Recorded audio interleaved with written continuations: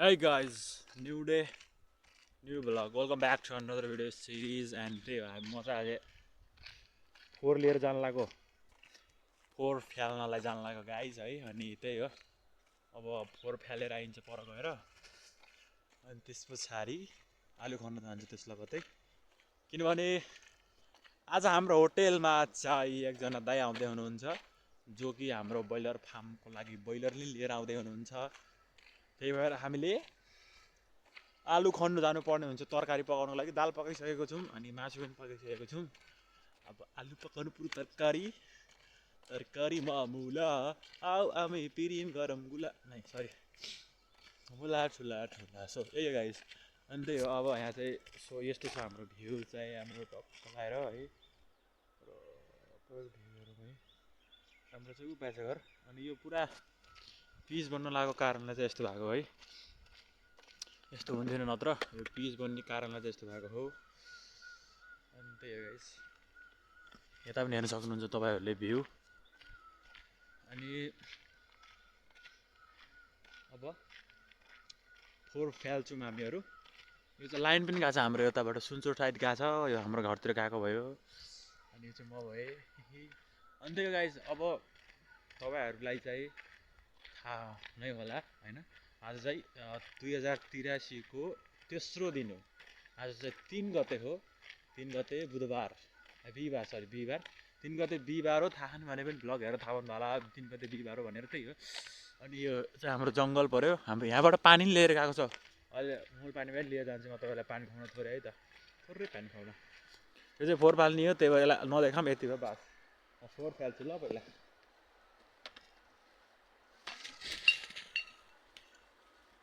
पुरा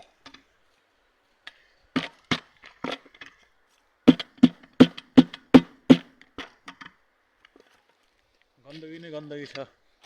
यतातिर अनि त्यही हो तपाईहरुले चाहिँ रमाइलो गर्नु होला जिन्दगीमा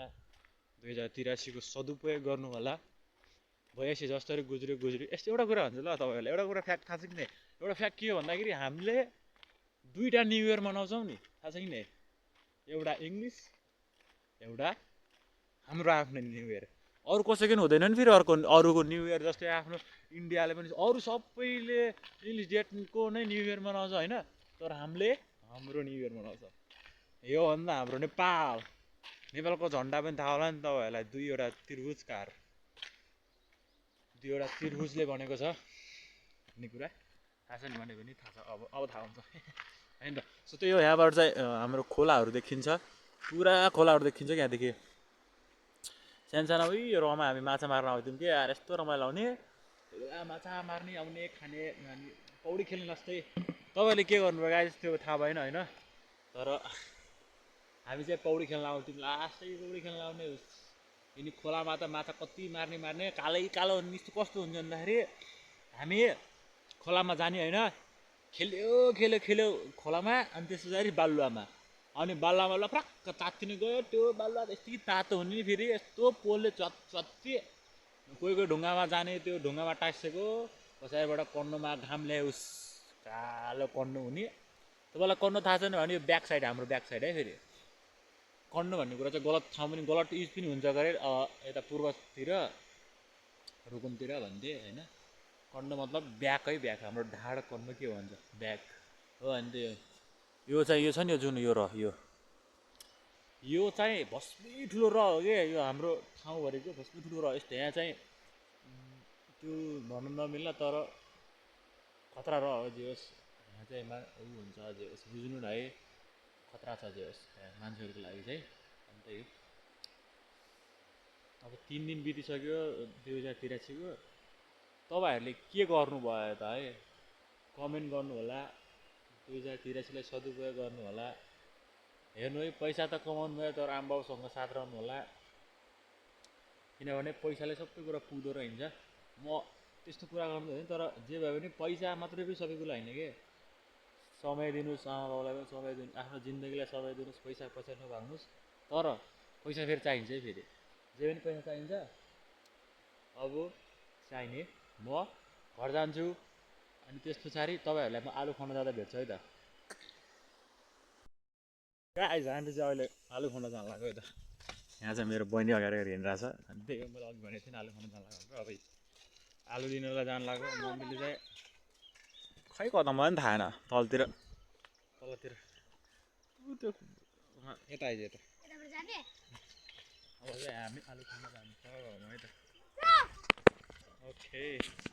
हाम्रै बुङ्गुर फार्ममै त्यो अस्ति देखाएको थिएँ नि मैले जुन गाडीको मेरो फर्स्ट ब्लगमा अब चाहिँ हामी आलु खनेर लिएर आउँछ मेरो बाबा नि यति आउनु भएको थियो अघि कता हुनुहुन्छ भन्ने कुरा नलौट रहेछ नानी है ओके गाइज कहाँ आलु फारी मैले कहाँ देख्थेँ र अस्ति आलु दाल आलु खन्नु भएको क्या तल सायद नानी अब आलु लिएर तरकारी बनाउने हो गाइज तपाईँहरूले आलु के हो आलु भनेको जेमा पनि रुच्ने चिज आउँदै क्या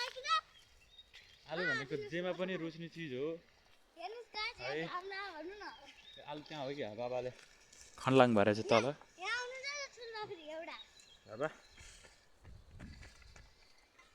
अब आलु खनेर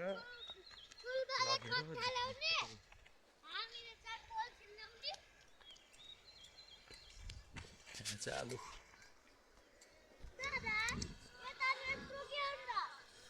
के लग्न आएको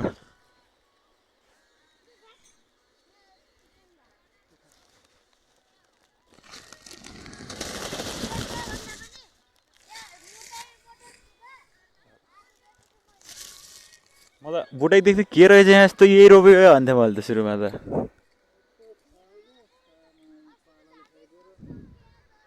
ठुलै हुन पारेन हुन त आलु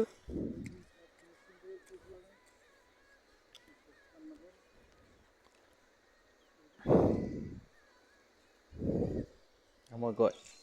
ए सुमट अब ले आइस समट अब त्यो उ त्यो समट क्या अब काम छैन त्यसको चाहिँ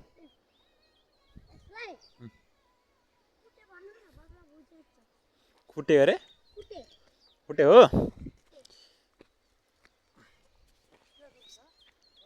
अहिले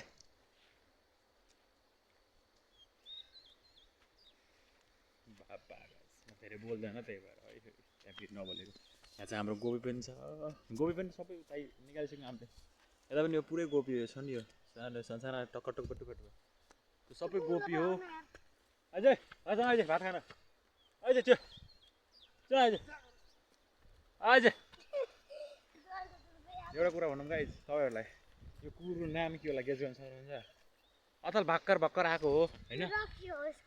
अनि भर्खर छ चर्चित छ देशभरि चर्चित छ होइन के होला सक्ला गेस गर्नुभयो तर गेस गर्नु भएन भने म आएको भन्छु गाइस यसको नाम हो घन्टी सो घन्टी चुप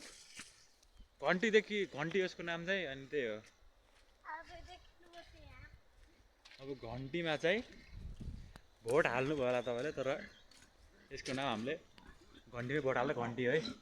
हाम्रो बालन सरकारको भोट मतलब ऊ चिन्ह क्या चुनाव चिन्हमा चाहिँ ऊ हालेको हामीले नाम राखेको यसलाई त्यही हो हेलो सर गुड मर्निङ ओ गाइज त्यही हो आजको भ्लग चाहिँ यही इन गरौँ सो त्यही हो अब आज चाहिँ यति नै अब bye guys see you tomorrow